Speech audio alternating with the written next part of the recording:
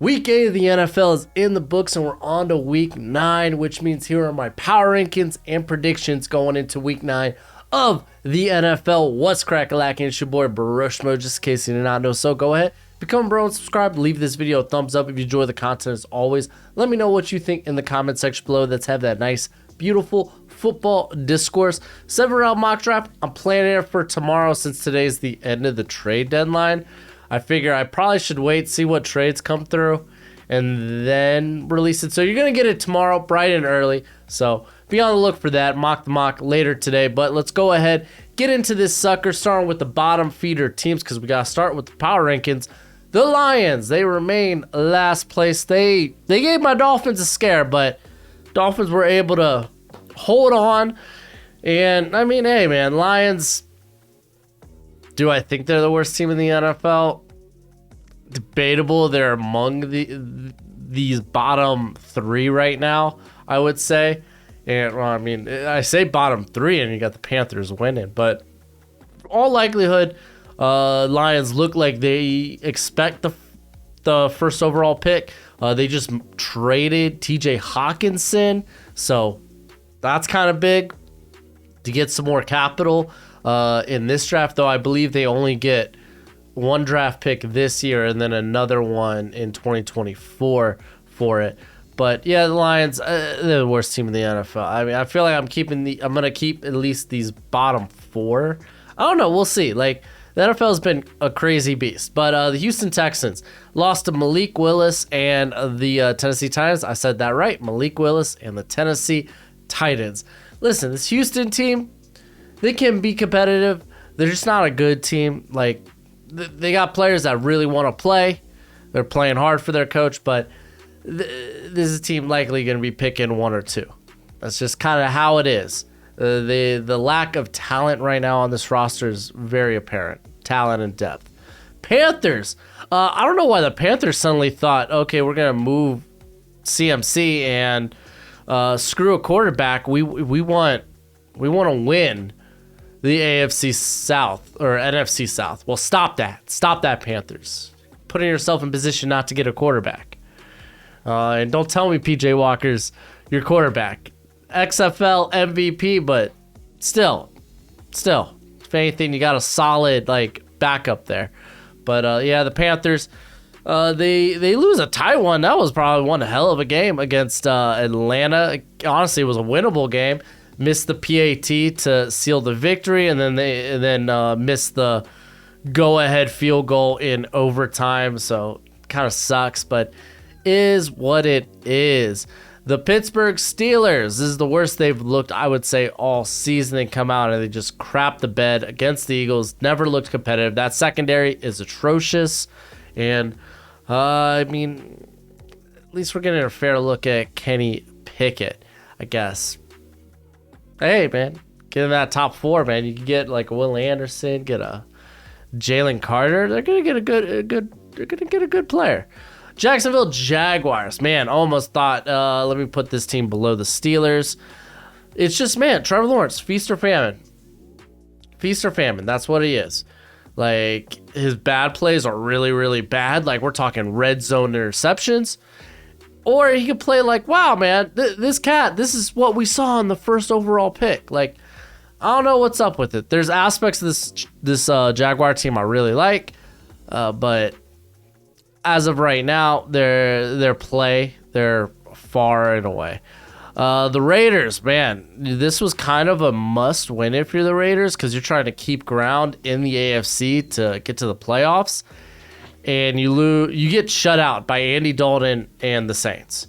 This team did not cross midfield until the final 2 minutes of the game. That's wild. That's ridiculous. I can't believe that. So Raiders got a lot of things to figure out. Colts, they're in shambles. They just fired their OC this morning, if you didn't know. Marcus Brady? Right? I can't recall. But yeah, Sam Ehlinger apparently going to start for the rest of the season. I don't expect many wins for this squad this season. It feels like they're already throwing in the white flag, the white towel. Cleveland Browns got a good win this past Monday night against the Bengals. We'll talk about the Bengals later. But if this team could stay afloat until Deshaun gets back, like even if you're like a smidge, like a game under 500, honestly, that might be all they need. Jacoby Brissett, man, is coming out and put out one hell of a performance. They still got Nick Chubb. The defense, I don't even want to say play better. The Bengals just sucked. So really, really hard to gauge that defense right now. It's still a bad defense, one of the worst run defenses. It might be the worst run defense in all of football. On to the next part of the list. The Chicago Bears took an L to the Dallas Cowboys. There we go. Kind of to be expected, but doesn't take them out of, I would say, a wildcard spot in the NFC, but still, this is a team, they just got rid of Raekwon Smith, Robert Quinn. This is more like a team that's playing for next year. They're trying to acquire some draft capital, and I'm not gonna lie, I kind of like it. The New Orleans Saints, man, wow. Like, I don't know if we'll see Jameis Winston the rest of the season, not because Andy Dalton's playing lights out, but like, I don't know what's going on with Dennis Allen and the crew there, but they got it done against the Raiders. Godspeed, they're able to keep pace with trying to keep their wild card dreams alive. So good for y'all.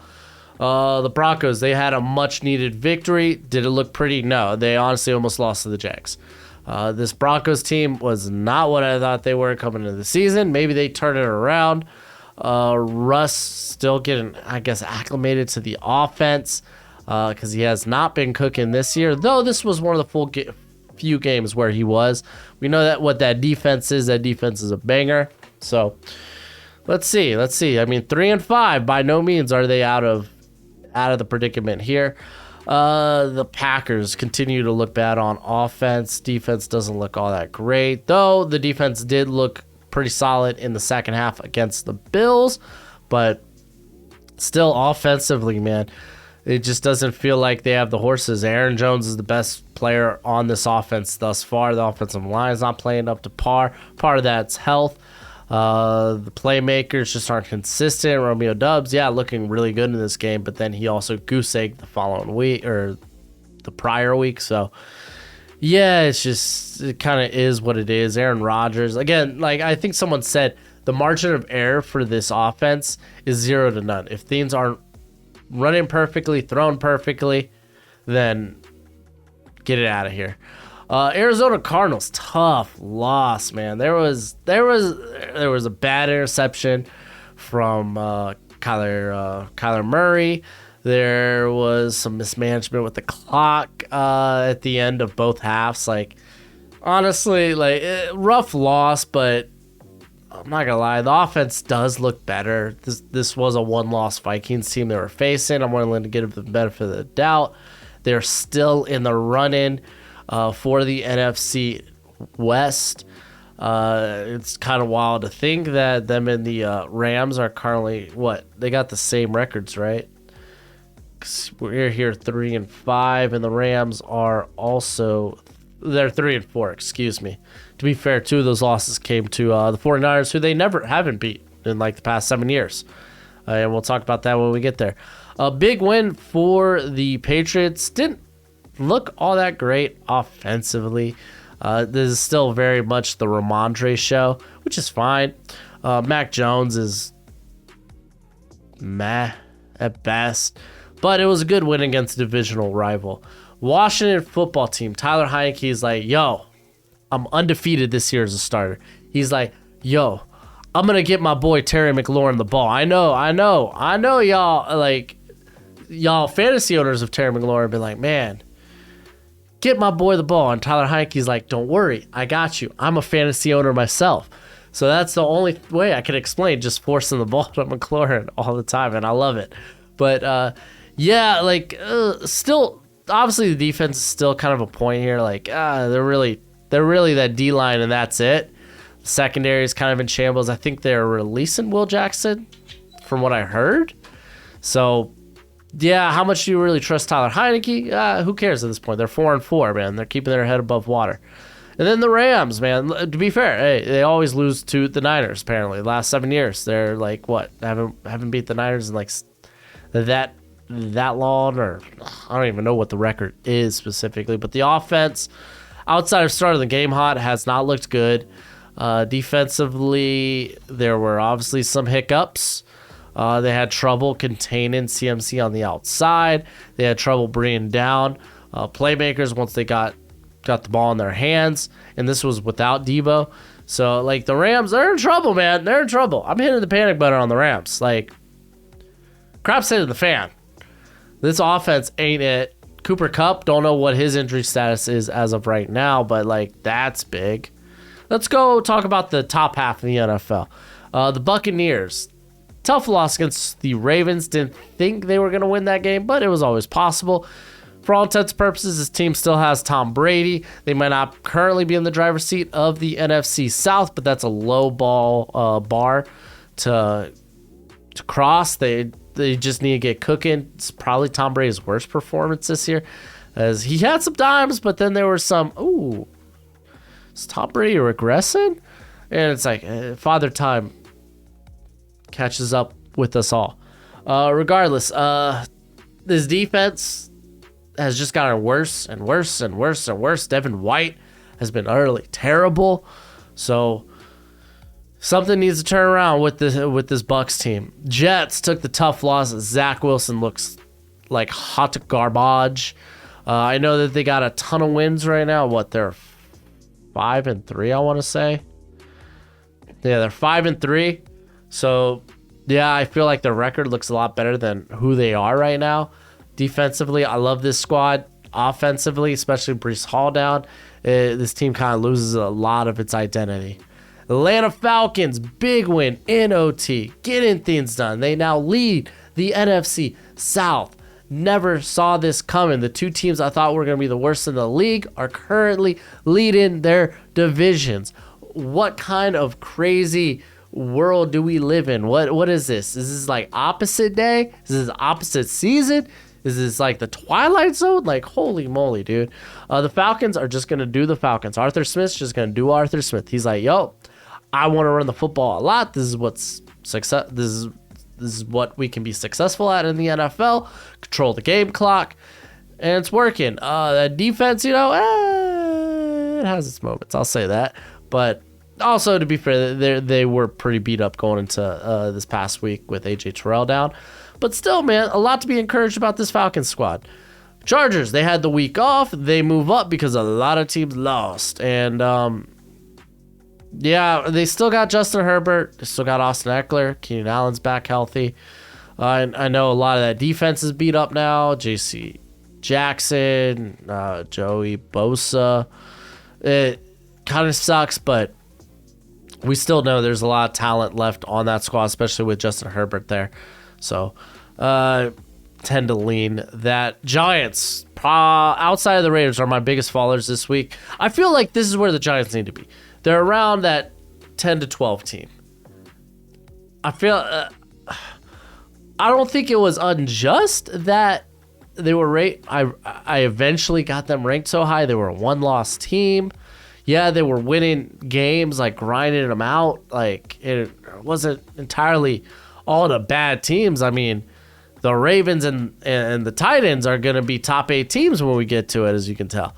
So it's like, yeah, this is a tough loss. Seahawks are by no means a bad team, but I feel like this is where, this is what happens when you need to put the ball in Daniel Jones's hands, when you need to come back. Like, nothing. Absolutely nothing. Daniel Jones isn't that quarterback right now, or at least in this system, he's not that quarterback. He's a game manager for all intents and purposes of the word. For all y'all Daniel Jones truthers out there, you just need to look at it. This is a guy that doesn't attack deep because they don't trust him to attack deep. Even when they trust him to attack the intermediate levels of the field, that's where he has his most turnover-worthy plays, with only one big-time throw. This guy is dumping it off to his playmakers and hoping that they can get it done. It's what it is. That's why Saquon Barkley is the lead volume getter in the passing offense. It's It's not because, oh, there's a lack of playmakers at receiver. Yeah, there is, but there's also a lack of trust in Daniel Jones. What the offense is, basically, like, we're not going to put Daniel Jones in a situation to lose us the game. We're not going to ask more. We're not going to ask more from him than we need to. We're just going to go out there and let him do his thing. We just want him not to play losing football. And that has a ceiling. So, got him here at 12. Seahawks got the win over the Giants this week. And to be fair, hey, Giants fans, that Seahawks defense ain't good. What y'all doing? Kenneth Walker looks great. Geno looks great. I don't know if I'm turning the corner on Geno. Like, I was always on the boat of, hey, bring Geno back. Find a way to do it. Don't use the franchise check. That's just nonsense. But find a way to bring him back. Still maybe invest in the quarterback position somewhere in the draft. And then get this defense better. Like, I feel like that's a good strategy. But they've been surprising this year, and good for y'all, man. Good for y'all. This is the other team I thought was going to be the worst team in the league, and while the defense is what I thought it was, offense ain't. The offense ain't, man. I'm shocked. San Fran, they beat the Rams. They always beat the Rams. I'm not moving them up a spot because of it. So, kind of is what it is. To be fair, like, the running game looks good with CMC starting to get going, starting to get cooking. They're 4-4. Technically, they are a game behind the Seahawks, but we'll see. We'll see that game when we get to that game. You know, I feel like, at least from a talent standpoint, that the Niners are a more well put together team. Bengals, I only knock them down 2 spots. I feel like this is a burn the tape instance. They're down Jamar Chase, and also some of the ugly stuff with Zach Taylor's scheme appeared. This team can't run the football. They were facing the worst run defense in the NFL, and they couldn't run the football. They run a lot out of shotgun, but they don't attack the middle of the field. Like, we're seeing Burrow throw to these, like, throwing to the flats and the sideline. It's like, yo, these teams are too high. Like, you should, first off, they're not stacking the box. You should be able to run the football. Second off, attack the middle of the field. You got Joe Burrow. He can do that. You got a very reliable underneath weapon in Tyler Boyd. He can do that. So I really feel like it's a scheme thing holding them back right now. With Jamar Chase, luckily, it sounds like he'll only be out 4 to 6 weeks.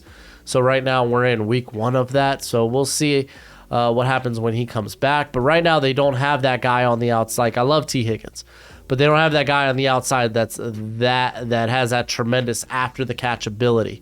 Like, T. Higgins is a good big vertical target that can tear the top off of a defense, but after the catch, that's not his thing. On to the top 8, Titans. This team's rolling after losing, like, their first 2 games. And legit, they're rolling. 5 straight wins. They got it done with Malik Willis this weekend, and basically he only threw the ball 17 times, and they basically put him in a situation where it was like, hey man, just make sure you don't lose the football for us. Just go out there and just operate the offense efficiently. Let Derrick Henry do his thing. He ran for over 200. That's Mike Vrabel, man. That team plays hard for him. They really do. Miami Dolphins, they move up 5 spots. You might be like, oh, they had such a close game against the Lions.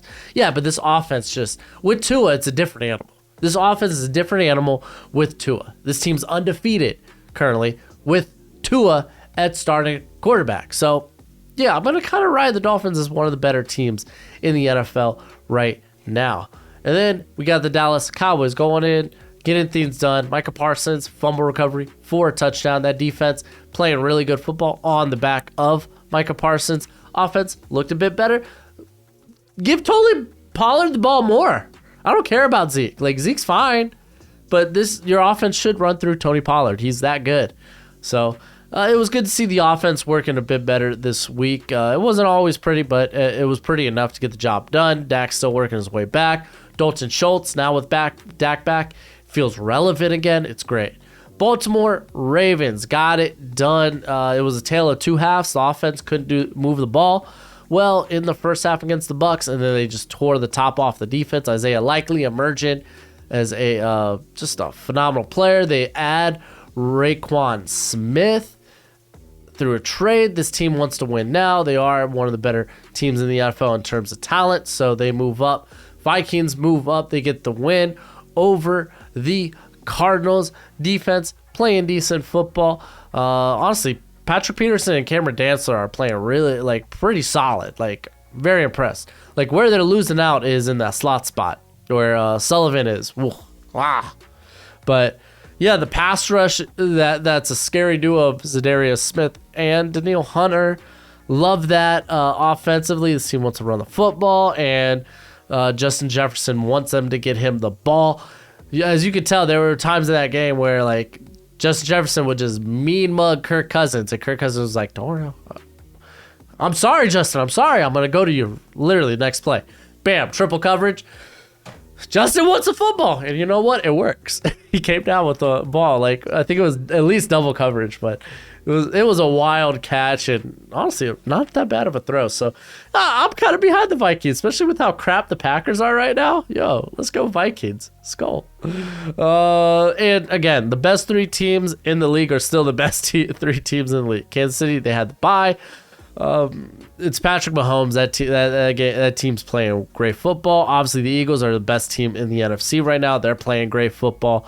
They're basically, if you want to win it from them, you got to earn it because they ain't playing losing football. Jalen Hurts is amazing at this point. It's not always pretty. That first touchdown pass to A.J. Brown wasn't ideal. He was just like, you know what, AJ, go make a play. We're giving you a lot of money. And he was like, all right, fine, I will go make a play. As a matter of fact, I'm going to make 2 other touchdown catches this game. 3 on the day for freaking A.J. Brown. But yeah, Jalen Hurts is playing good football, and you love to see it. For a guy that I wasn't that high on going into his draft, it's really good to see him playing because, again, that's the thing, man. I was real hung up because I knew how great of a person this guy was.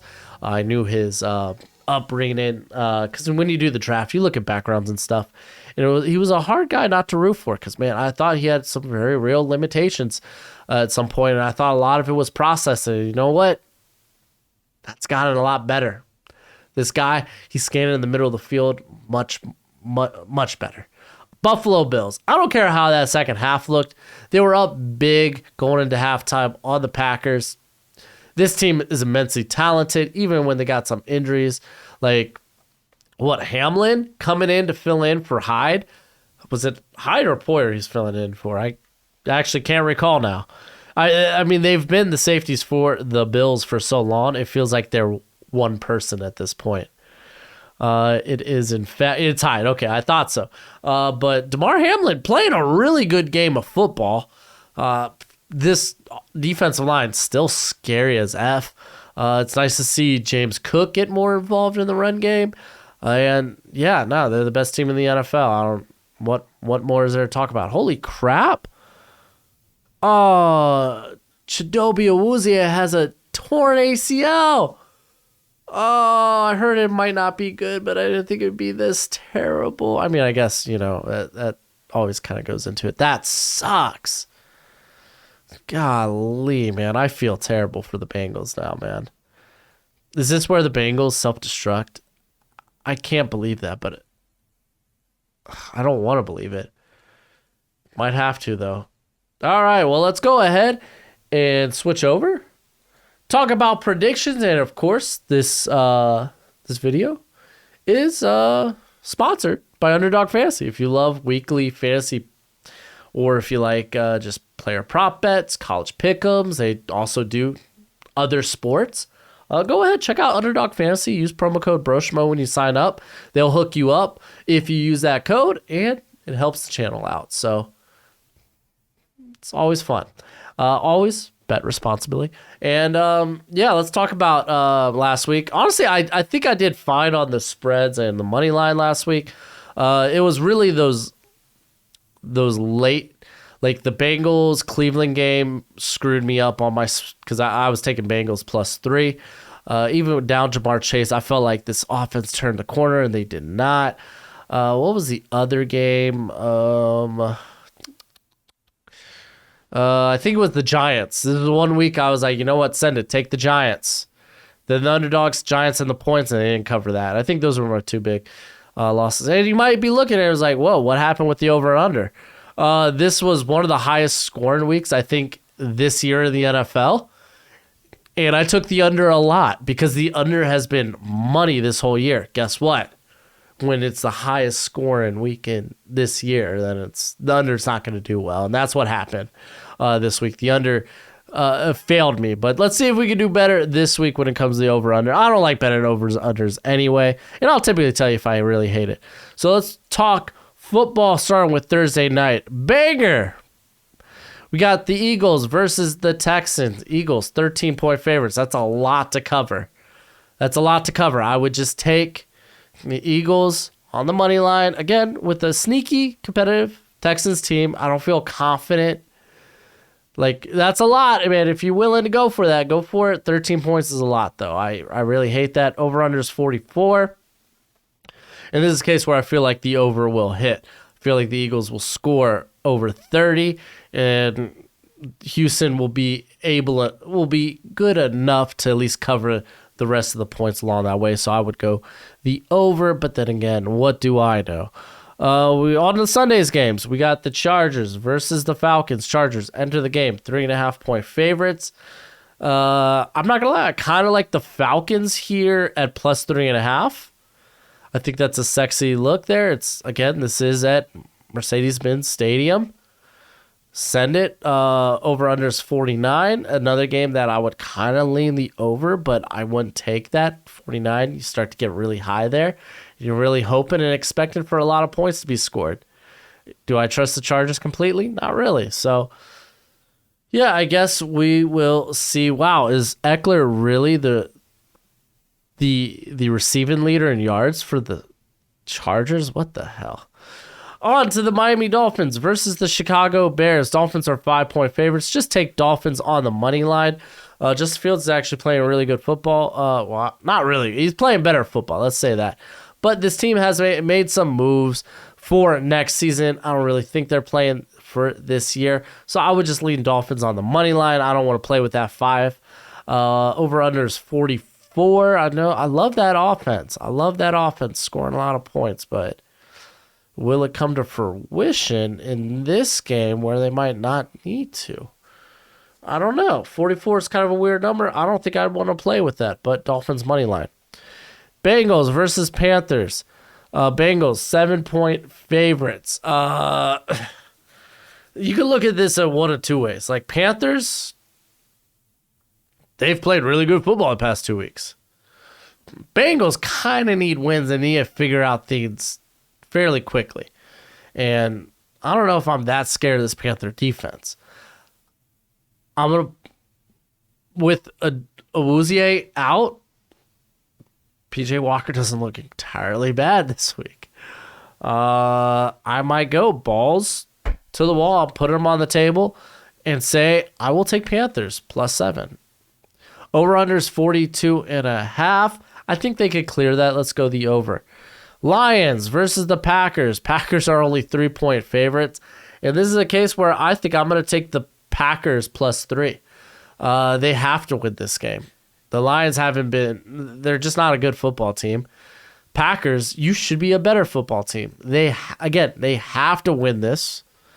I know Lions-Packers always play each other close, but I'm willing to go on a limb and say Packers win this plus 3. Over-under is 49.5. They did not. They did clear that with the Dolphins game. That game was 58. That's a lot of points to clear, man. That's a lot. I don't think I'm playing over and under this week. I don't think I'll play it. Patriots versus the Colts. Over and under is 39.5. You're taking the under in this game with these two teams. Patriots are 5.5-point favorites. I don't trust that one bit. Just take Patriots on the money line. Really. You got the Bills versus the Jets. Bills, 13-point favorites. They did not cover last week. They were up 17, I think, going into half. and Packers were able to cover late, cover that 10.5 spread. I don't like taking the Bills 13. I would just take the Bills money line. Does this mean I like taking the Jets plus 13? No, I don't trust Jets. I don't trust Zach Wilson. Over under is 47. And let's shoot the under this week for that game. All right, we got the Commanders versus the Vikings. Vikings 3-point favorites. Commanders, Tyler Heineke, he's unstoppable. He's undefeated this year. So what does that mean? It's still hard not to take the Vikings in this, but I don't know. Commanders plus 3.5 feels kind of spicy, and I kind of like it. But I think I'll still lean just Vikings on the money line. Over under is 43.5. I think they could hit the over in this. We got the Raiders, Jags. Raiders 1.1. Oh my gosh, Raiders are only 1-point favorites. To be fair, I hate this game. I won't touch this game. Two teams, I don't trust either of. If I had to put money on it, I will go the Raiders. Take the points, I guess. It's not a lot. +1. It's fine. Over under is 48. Both their defenses have been atrocious, but as we've seen, the offenses also don't like to show up. So, and I'd be fair, like there's aspects of the Jags that have been pretty good this year. It's really just a few like holes here and there that have been taken advantage of. I guess I might be swinging for the under in this game, but I really don't trust it. I'll swing the under. I'll lean the Raiders because they have to win. They have to win to keep pace. Cardinals are 2-point favorites against the Seahawks. I know this one's in Arizona. Give me the Seahawks +2. I'll take that. Over under is 50.5. I think the Cardinals have been really good at hitting the over this year. Let's actually quickly take a look at that. I really do believe the Cardinals have been really good at hitting the over because their defense is not good and their offense can put up points. Yeah, they're like, ooh.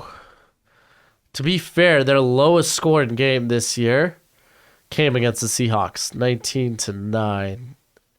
But I mean, we could see a reversal here where teams just like bust out. All right, I'm not touching over under then. Wow, so they scored 28 in their last meeting. That was only a couple of weeks ago. That's wild, man. Why is the NFL like saying, hey, let's do all these divisional games early in the year? That's kind of weird. All right, Rams versus Bucks, dude. Two teams that I expected to be much better, especially the Bucks. Bucks kind of have to win this. I'll take the Bucks on the money line. To be fair, Rams have to win this too. I don't really feel good about either team. Over under is 42.5.